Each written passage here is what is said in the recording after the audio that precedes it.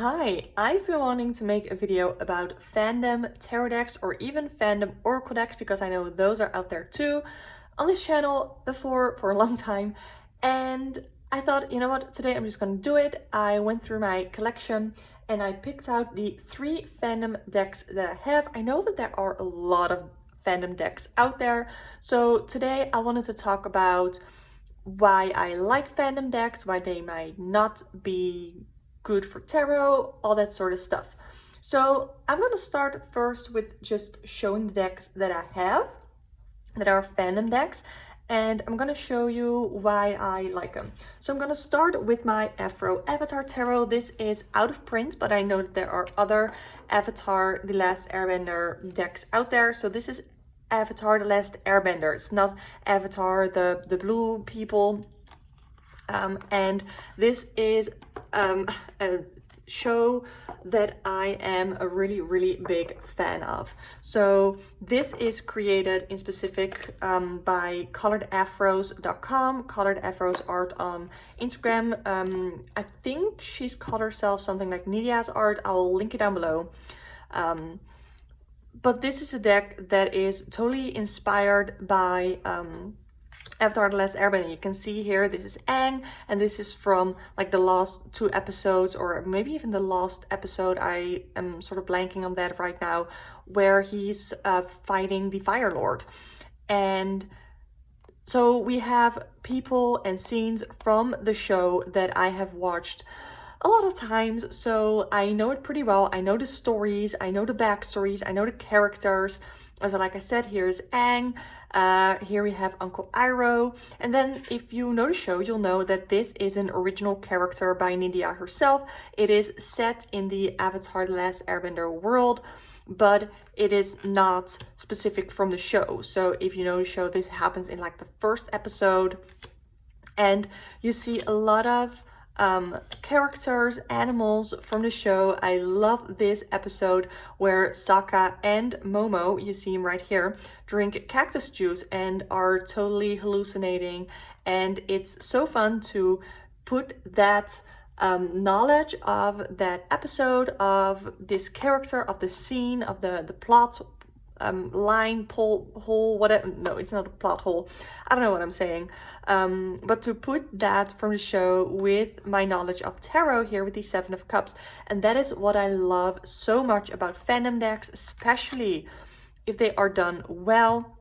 Here we have the Hanged Man. I think this is done incredibly well. If you know the show, then you know that this is Boomy. He is the I'm blanking on the city name right now, but I think it's Omashu, I think, and he is the leader there. And Omashu has been taken over by the Fire Nation, the second time that Aang's gang goes to Omashu, and he sees that Boomy is taken as a prisoner in this thing where the Fire Nation thinks Boomy can't earthbend. But then it turns out that he can, but he's just waiting for the perfect moment to strike back. And that is sort of the Hanged Man energy, waiting till circumstances change, waiting to sort of take action, and having an intentional pause. And things like that really make it so that I get almost like a deeper understanding of the tarot. And again, this only works if the tarot deck is done really well with the fandom. So I like that. I'm just going to show you a couple more cards. I love this so much. The cabbage, we have the Cabbage Man here, which definitely works with the 5 of Pentacles as well. I love the owl here. I'm blanking on the name again. For the Hierophant, I absolutely love it. So this is, to me, a deck. Love it here. We have Toph and Katara when they are sort of infiltrating the castle, the queen's castle here, or the king's castle.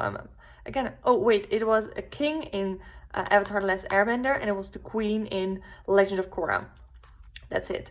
So I love it so much. So that is the Afro Avatar Tarot, again a tarot deck based on Avatar The Last Airbender, and it also shows you a way where, like, why I love fandom decks. It explains why I love fandom decks. So another fandom deck that I have is actually one that I'm thinking of decluttering. And it's the Friends tarot deck. Now, I do enjoy Friends. Currently, I am watching the, oh, I see that my card here is bending a little bit because I put a candle on it. Anyway, I'm watching How I Met Your Mother, and I'm thinking that I like How I Met Your Mother better than Friends.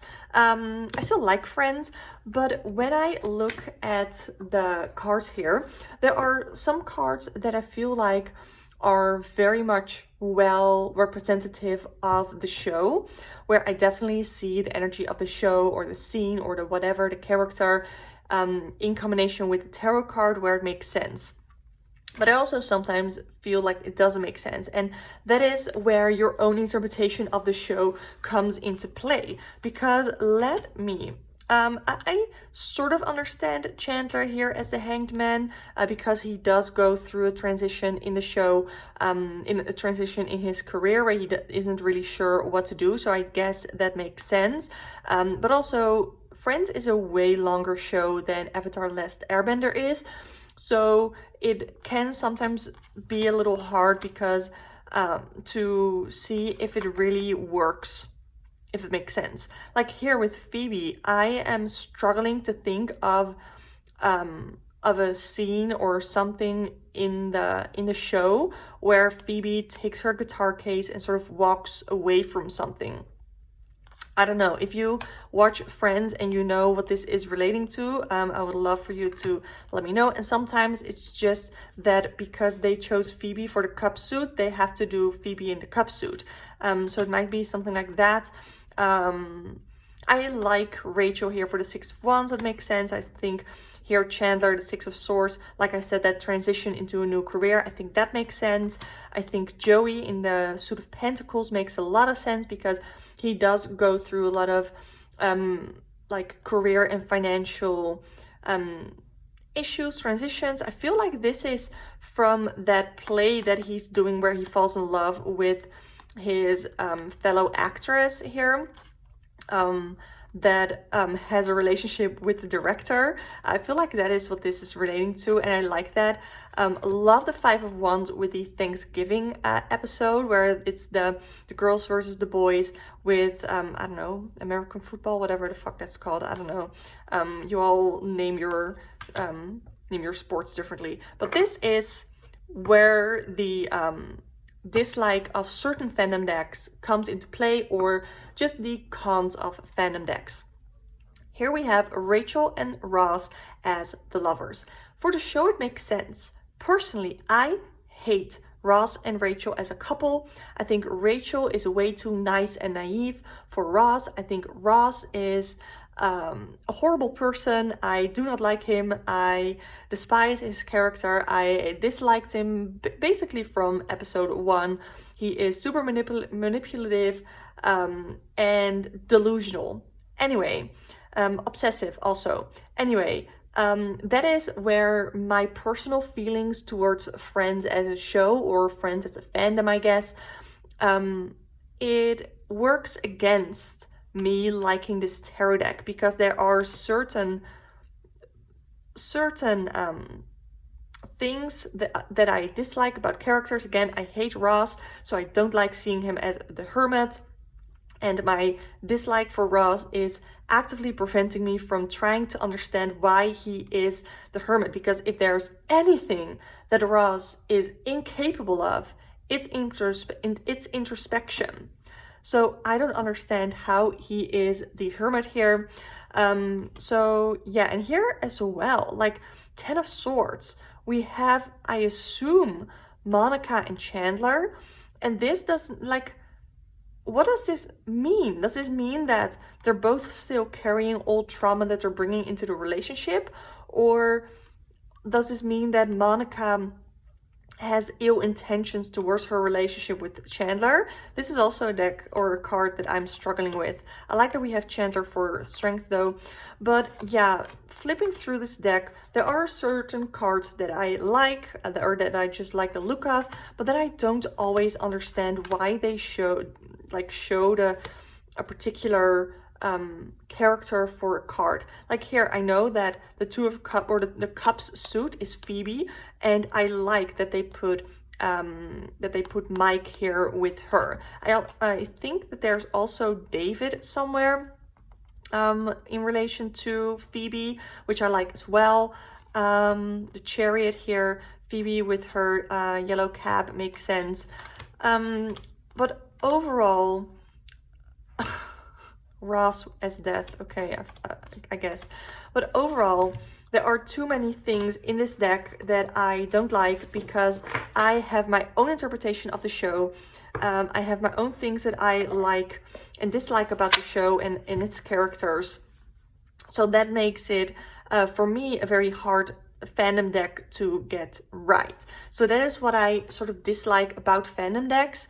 Another thing is, and this one does it pretty well, this is not like a pip deck, but I know that there's this this publishing company, Inside Editions, that publishes fandom decks that have a lot of pip imagery in their minor arcana, which a lot of people are disappointed by, because when you are like a super fan of something, of this fandom, and then there's a tarot deck that comes out about your fandom, the thing that you love, and then there's so much potential, the major arcana are probably great, and then you get the minor arcana and they're just pips, but you know that there could have been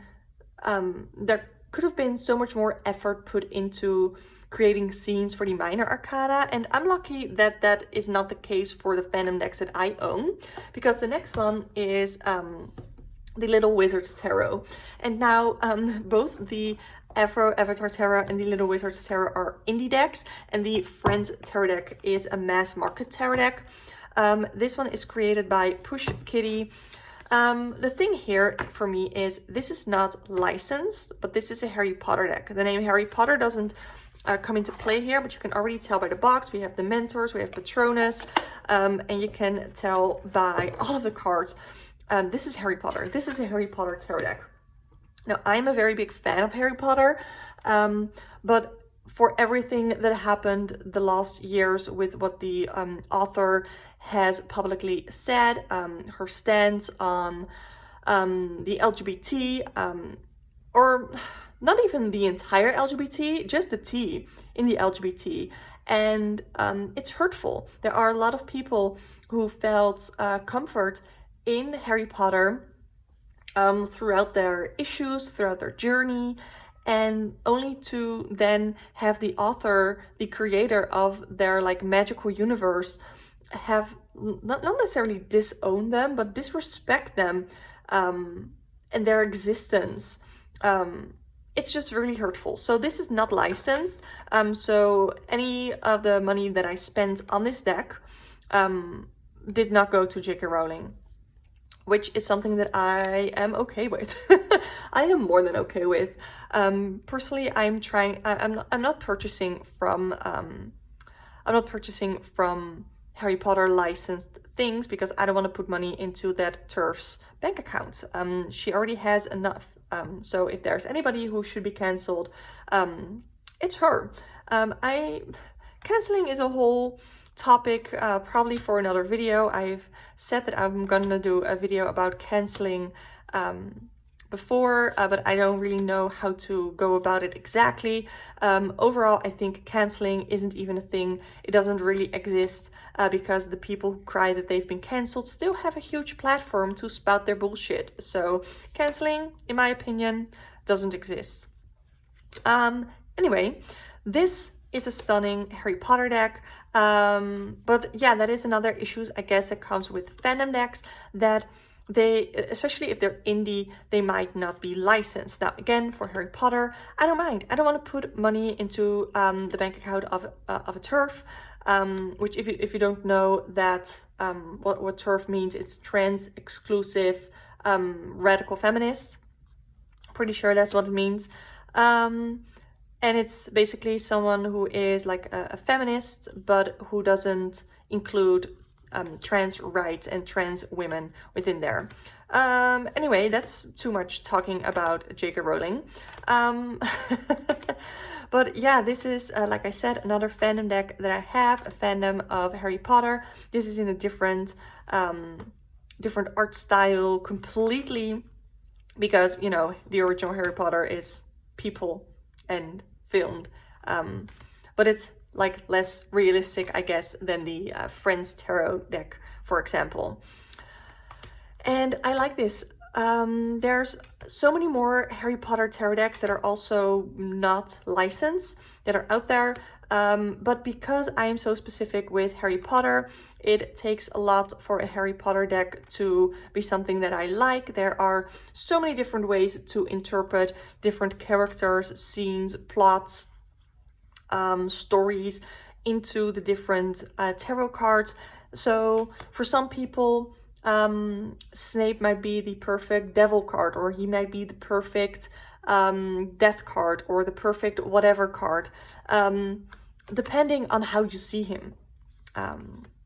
So this is so cute, the Weasley twins as the sun. Yeah, here Snape as the Four of Cups, which I think makes a lot of sense.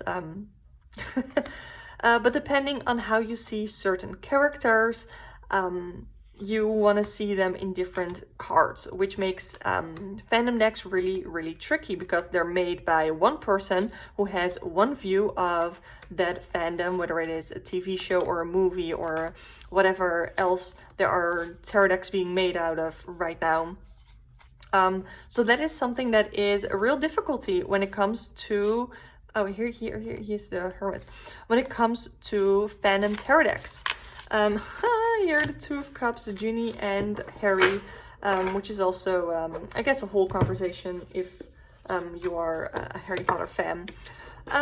Yeah, so those are my fandom decks, and that is what what my thoughts are on the different fandom decks that I have, the different pros and cons that I personally run into. I know the Buffy tarot deck has recently come out. I don't have anything like, I don't have any associations or relations to Buffy and never watched it. So, but I heard that people are disappointed by the guidebook. Apparently they're redoing it. But yeah, that is one of those cons that if you really, really love a fandom, it's a lot of pressure on the publisher too. Because there you might pick up a fandom that is like super huge, super specific to what they want to see. You can also never ever please everybody in the entire fandom. So yeah, this is not necessarily a tag. There are other videos about fandom decks that have been done before. But I guess I'm just gonna tag this like my fandom decks, and we can all, if you want, do like a VR, show your fandom decks and talk about what you love and what you don't love about different fandom decks. So subscribe to the channel if you want to see more tarot chats, all that fun stuff. Thank you so much for watching, and I hope to see you next time. Bye bye. Also click the link on the screen to watch another one of my videos.